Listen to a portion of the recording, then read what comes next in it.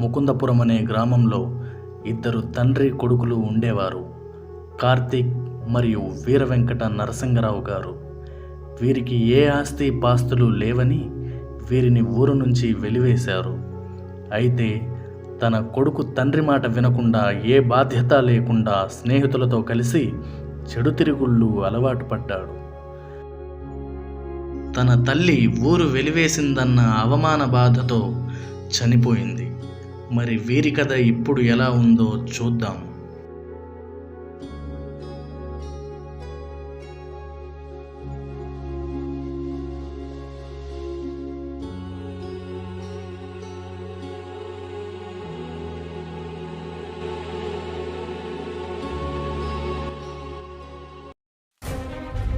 నాన్న నాన్న నాన్న నాన్న నాన్న నాన్న నాన్న చూడు నాన్న, ఒకసారి చూడు నాన్న, ఇప్పుడు బాగా ఉంటారు కదా నాన్న. నాన్న నాన్న నాన్న ప్లీజ్ నాన్న నాన్న నాన్న కొలుతారు నాన్న నాన్న నాన్న నాన్న నాన్న నాన్న నాన్న నాన్న ఒకసారి చూడు నాన్న ప్లీజ్ నాన్న నాన్న నాన్న నాన్న నాన్న నాన్న ప్లీజ్ నాన్న నాన్న నాన్న ఏమైందన్నా ఏమైందన్నా నాన్న నాన్న నాన్న నాన్న నాన్న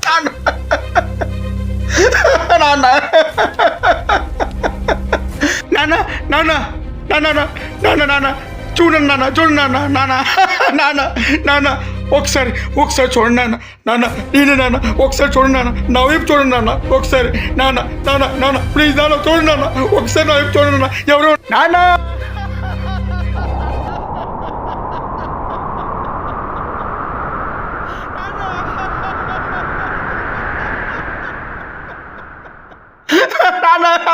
నాన్న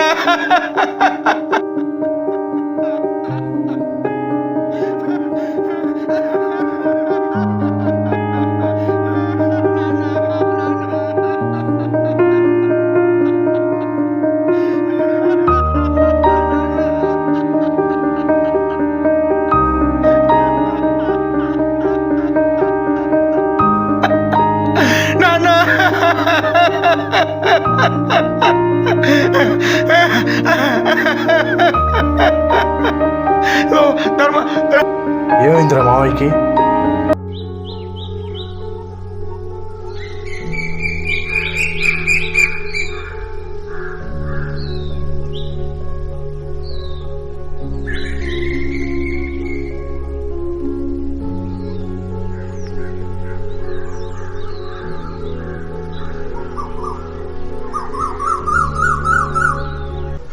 నాకు వయసు అయిపోతుంది.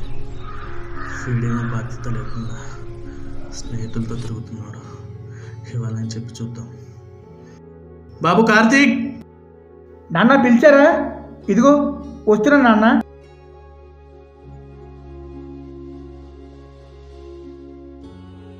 నువ్వు ఇవాళ ఎక్కడికి వెళ్ళొద్దు బాబు. ముందరి చొక్కా వేసుకో, చెబుతాను.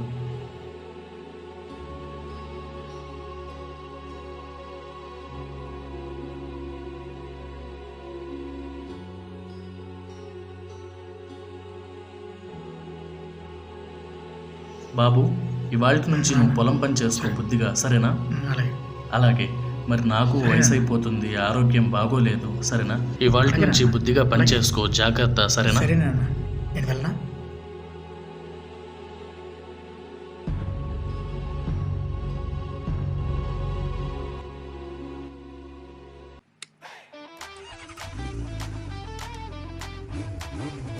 ఏంట్రోయ్ కొత్తగా పాలు పట్టుకున్నావు, ఏంటి కదా? అంటే మామ అది బీరు పట్టే ఉంది, బైక్ ఎక్కరా. మామ అంటే ఇప్పుడు మా నాన్న ఎందుకు కానీ ఇవాడు ఫీజు చెప్పాడు. తప్పదురా, నేను పొలానికి వెళ్ళాల్సిందే. నాన్న అలా అంటారా? రారా.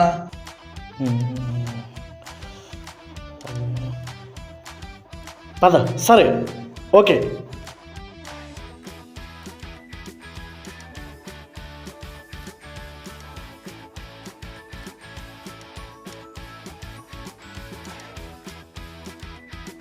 Ooh, yeah! Yeah, yeah, yeah. Ooh. Yeah, yeah, yo, yo.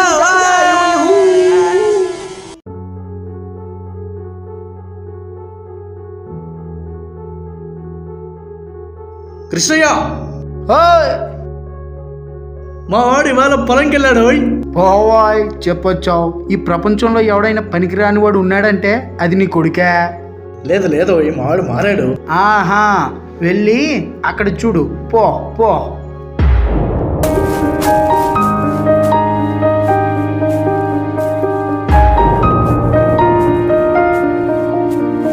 బాబు పొద్దుననగా వెళ్ళాడు, ఎక్కడికి వెళ్ళాడు ఇడు? ఇంకా కనపడలేదు. అసలు ఎక్కడికైనా వెళ్ళాడు? పొద్దుననగా వచ్చాడు, ఇంత టైం అవుతుంది, ఇక్కడ కనిపించట్లేదు. వర్షం కూడా వచ్చాడు.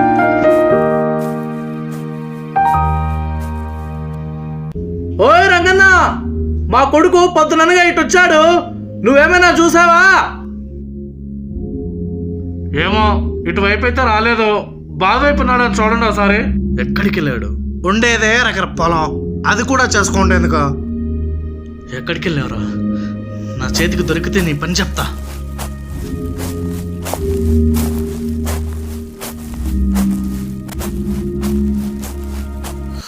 ఇక వీడికి జీవితంలో మార్పు రాదు.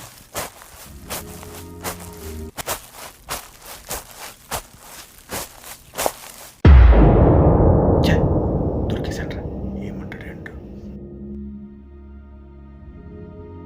ఎక్కడికి రా వెళ్ళావు?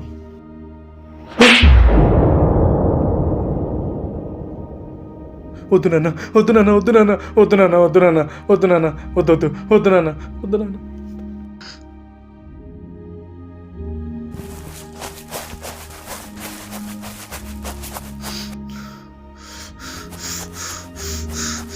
ఆగరా, ఆగు. ఇలా తయారయ్యాడంట. నీకు కొద్దిగా కూడా బాధ్యత లేదు. ఛీ, సిగ్గుగా ఉందిరా నాకు నిన్ను చూస్తుంటే. చాలే నాన్న, ఇక ఆపండి. తప్పంతా మీరు చేసి నన్ను అంటారేంటి? ఇదంతా మీ తప్పే. నేను ఇక్కడికి మీ స్థానంలో ఉంటే ఇదంతా జరిగేది కాదు. ఇదంతా మీ తప్పులు మనం ఇలా అయ్యాం.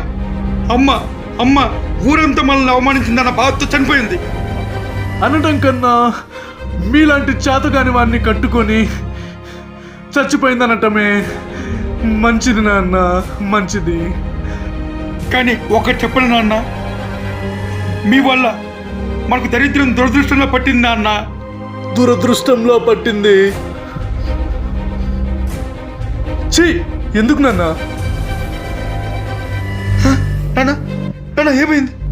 ఏమైంది నాన్న? ఏమైంది? ఏమైంది అన్న? ఎంతవరకు బాగుంది కదా నాన్న. నాన్న ఏమైంది? నాన్న ఏమైంది అన్న? ఏమైంది? ఏమైంది నాన్న? నాన్న నాన్న ఏమైంది చెప్పండి నాన్న. నాన్న నాన్న నాన్న నాన్న ఒకసారి చూడండి నాన్న. నాన్న ఏమైంది నాన్న? నాన్న నాన్న నాన్న నాన్న నాన్న ఏమైంది నాన్న? నాన్న నాన్న నాన్న నాన్న. ఛీ, ఎంత పని చేసావురా? దేవుడు లాంటి మనిషిని పట్టుకొని.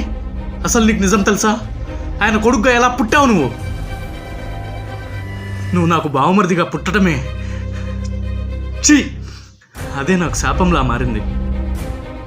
నీకు నిజం తెలియాలి. మావయ్య గురించి నీకు నిజం చెప్పాలి.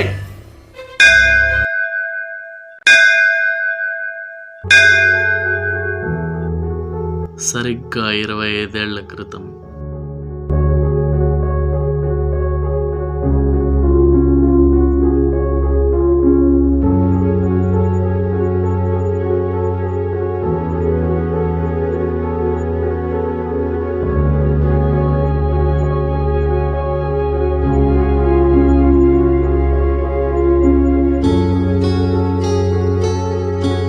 నమస్కారం నరసింగరావు గారు.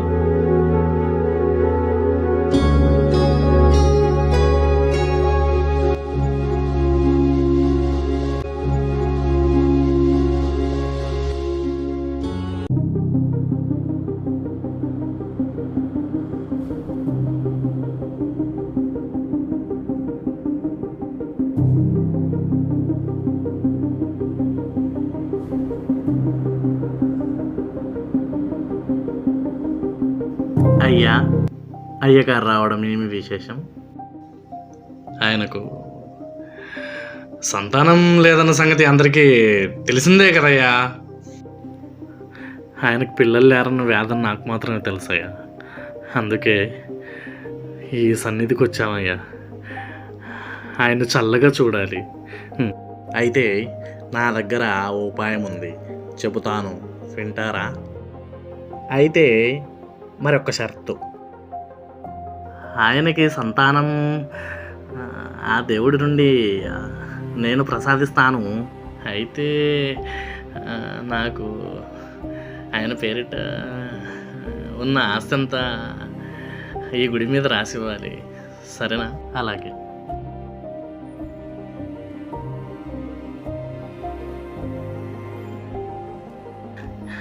మెల్లగా, ఈ అబ్బాయి మగబిడ్డ, ఈ అబ్బాయి తల్లి ఇప్పుడే చనిపోయింది.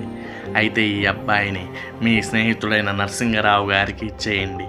జాగ్రత్తగా పెంచుకోండి. జాగ్రత్త, ఆ దేవుడు ఎల్లప్పుడూ మీకు తోడుంటాడు. ఈ మగబిడ్డని మీరు చాలా జాగ్రత్తగా చూసుకోండి. ఎవ్వరికీ తెలియకూడదు సుమి. ఏమిటి? పెద్దయిన తర్వాత ఈ అబ్బాయి కూడా తెలియకుండా మీరు జాగ్రత్తగా పెంచుకోవాలి, సరేనా? అయ్యా, మీరు మాకు ఎంతో మేలు చేసిన వారు అవుతారయ్యా. రంగయ్య, ఎంత మంచి పని చేసావు రంగయ్య. నా ఆస్తి అంతా పోయినా సరే ఇక నుంచి వీడే నా ఆస్తి. వీడిని నా గుండెల్లో పెట్టుకొని చూసుకుంటా. ఇక వీడే నా ఇదిరా జరిగింది. సరే, నువ్వు మావని చూస్తూ ఉండు, నేను వెళ్ళి ఊర్జనాన్ని తీసుకొని వస్తాను. పట్టుకోరా. బాబా బాబా, మీకు తెలుసు కదా బాబా, మమ్మల్ని ఈ ఊరి నుంచి వెళ్ళవేసే కదా బాబా, మీకు తెలుసు కదా. నానా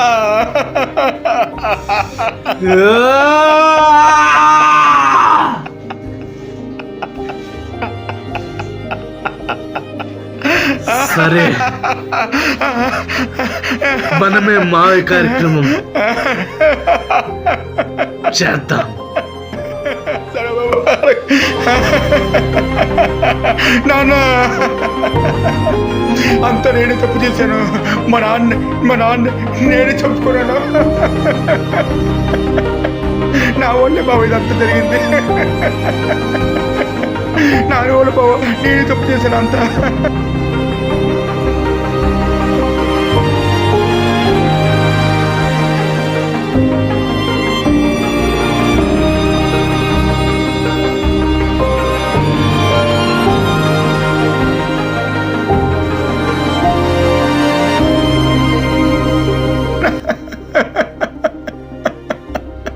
నాన్న,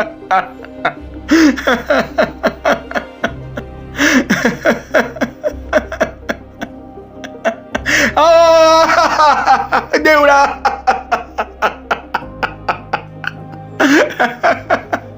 మా నాన్న వెళ్ళిపోయారు. నాన్న నాకెవరు, నాకు ఇంకెవరు? నాన్న నాన్న నాన్న, మా దేవుడా, నాన్న.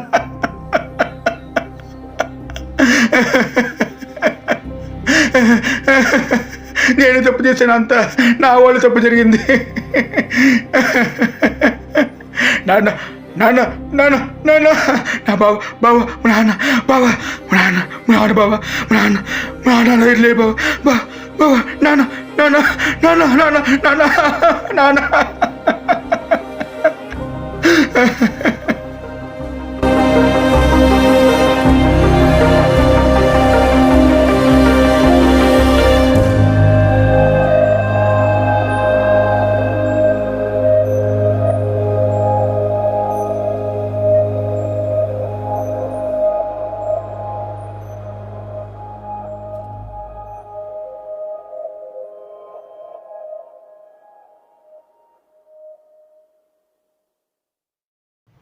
ఒకప్పుడు వీర వెంకట నరసింగరావు గారు ఈ అబ్బాయి కోసమే ఆస్తంతా గుడిపంతుల మాట మేరకు దేవుడి పేరిట రాశారు. అప్పటి నుండి వీరికి ఊరిలో ఏమీ లేదని వెలివేశారు. ఏ బాధ్యత లేకుండా తిరుగుతున్న తన కొడుకు తన తండ్రి మరణంతో తను ఎంత తప్పు చేశాడో ఇప్పటికైనా అర్థం చేసుకున్నాడు. మరి ఇప్పుడు అతనెలా ఉన్నాడో చూద్దాం రండి.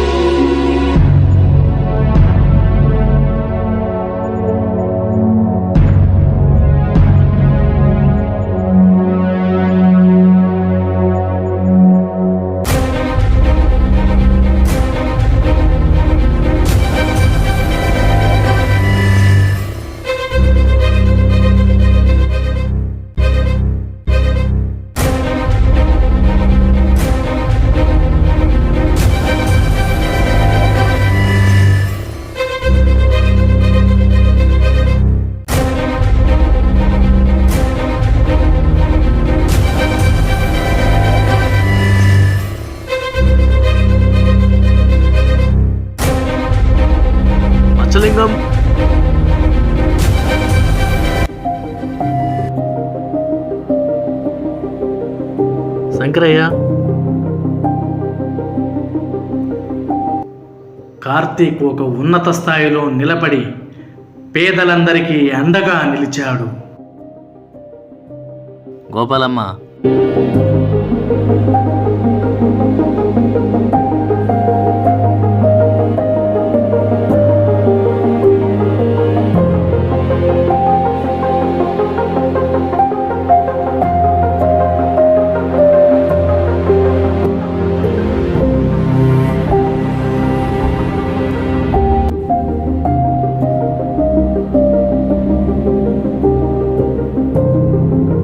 కార్తీక్ తన తప్పు తాను తెలుసుకొని తన తండ్రి మరణం తర్వాత ఎంతోమంది పేదలకి అండగా నిలిచాడు. మఫల మోక్ష పిండ ప్రదాన కార్యక్రమ పుత్రుడైనటువంటి మీ కుమారుడు కార్తీక్ సంవత్సరీక పిండ ప్రదానం చేయు కీర్తిశేషులైనటువంటి వీర వెంకట నరసింహరావు గారు సమర్పయామి సమర్పయామి సమర్పయామి.